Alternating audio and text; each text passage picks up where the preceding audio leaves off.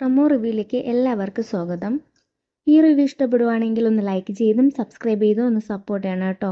പിങ്കിക്ക് പറയാൻ പറ്റുന്ന രീതിയിലെല്ലാം ഗൗതത്തിനെ കാര്യങ്ങൾ പറഞ്ഞ് മനസ്സിലാക്കിപ്പിക്കുകയാണ്.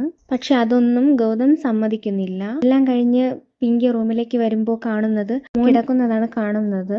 അവന് നല്ല കാലിന് പെയിൻ ഉണ്ട്. എന്നിട്ട് നന്ദുമോൻ എണീറ്റിട്ട് ചോദിക്കുവാണ്, എന്താ അമ്മ എത്ര പറഞ്ഞിട്ടും പപ്പയ്ക്ക് മനസ്സിലാക്കാൻ കഴിയാത്തത്? ഇനി 2 ദിവസത്തെ കാര്യമല്ലേ ഉള്ളൂ എനിക്ക് റേസിൽ പങ്കെടുക്കാൻ.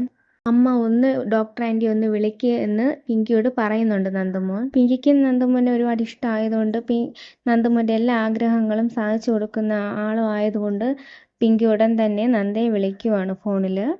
എന്നിട്ട് നന്ദ പിങ്കിയോട് പറയുന്നുണ്ട്, ഒരിക്കലും ഒരു പോലീസ് ട്രെയിനിങ് അല്ല നന്ദുവിന് വേണ്ടത്, ആ രീതിയിലൊന്നുമല്ല മോനെ ട്രെയിൻ ചെയ്യിക്കേണ്ടതും. അതെല്ലാം സംസാരിച്ചതിന് ശേഷം ഫോൺ വെക്കുന്നു. അത് കഴിഞ്ഞിട്ട് പിങ്കിയും മോനും കൂടെ പുറത്തേക്ക് പോകുന്നുണ്ട്. വീട്ടിൽ പോയല്ലേ കാണാൻ കഴിയാതെ ഉള്ളൂ, അതുകൊണ്ട് പിങ്കിയും മോനും കൂടെ പുറത്തേക്ക് പോകുന്നുണ്ട്. അങ്ങനെ വഴിയിൽ വെച്ച് നന്ദയും പിങ്കിയും നന്ദുമോനും കാണുകയും അങ്ങനെ കാര്യങ്ങളെല്ലാം പറഞ്ഞ് മനസ്സിലാക്കി കൊടുക്കുകയും ചെയ്യുന്നുണ്ട്. ഇതാണെങ്കിൽ വഴിയിൽ വെച്ചൊരു പോലീസുകാരൻ കാണുന്നുണ്ട്. ഈ കാര്യം കറക്റ്റായിട്ട് തന്നെ ഗൗതത്തിനെ അറിയിക്കുന്നുണ്ട്. ആ സമയത്ത് തന്നെ അയാളാണെങ്കിൽ ഗൗതത്തിനെ ഫോണിൽ വിളിക്കുന്നുണ്ട്.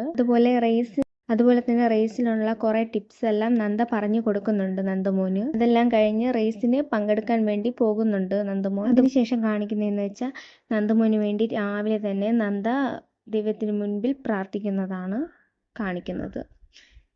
ഇതോടുകൂടി പ്രൊമോ വിശേഷം അവസാനിക്കുന്നു.